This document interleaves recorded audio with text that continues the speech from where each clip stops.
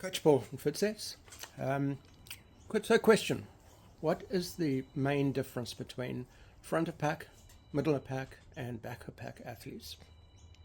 What I see out there is a lot of people spend, do their programs and solid programs, and they're generally built on strength and endurance. So strength, developing force, whether it be the run, bike, swim.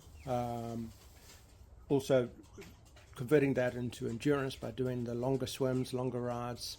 Strength and endurance is built up through intervals, doing some speed work, intervals. But what we see is people come to the sport generally develop quite quickly to a certain level and then pretty much plateau.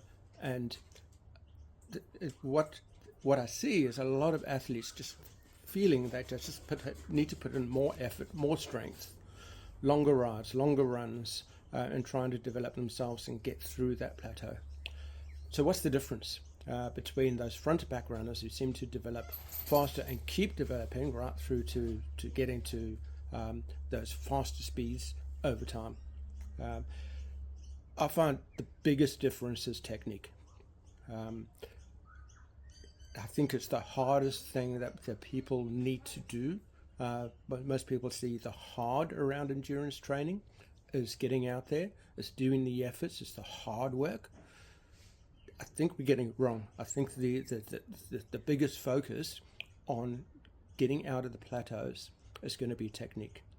If you look at the difference in swimming style and running style of the faster athletes, it's very different from the middle of pack and back of packers. Their technique is fluent. It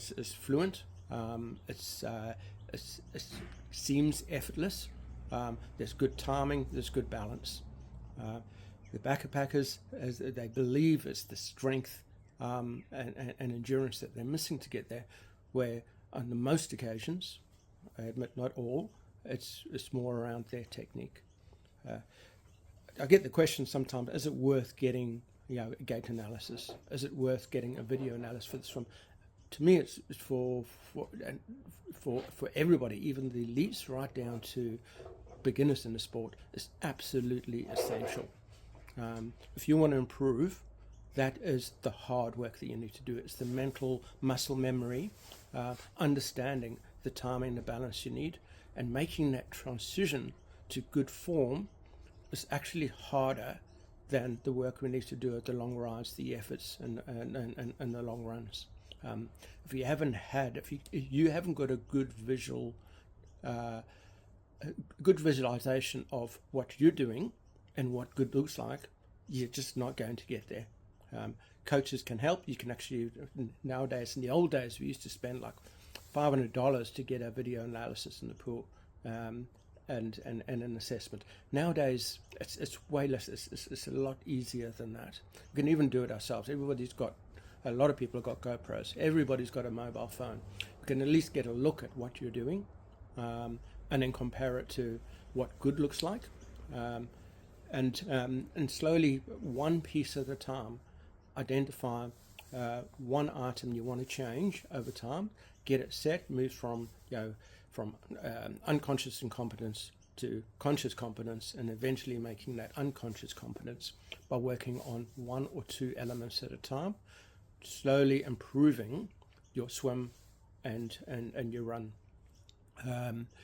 If you're not doing that, you are going to plateau. You can only build up so much strength and stamina over time, but the one that's going to make you fast is the technique work.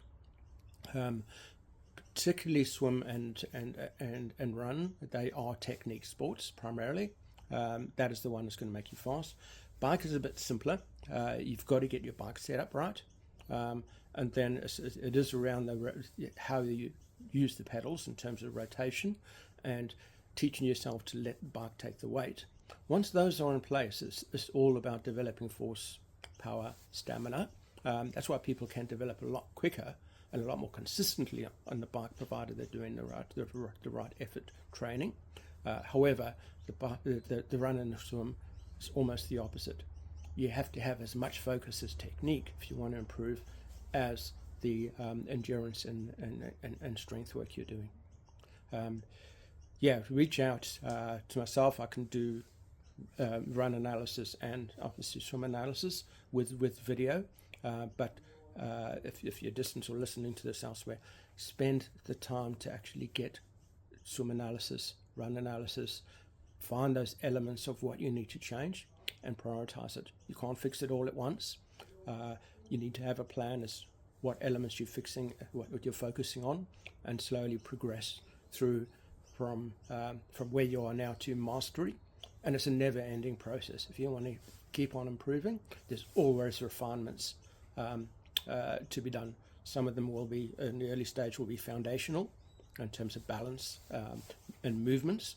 But as we actually get those primarily in place and we get the foundations in place, it's then refinement, and you get faster through more about refining your techniques than all the strength and endurance work we do.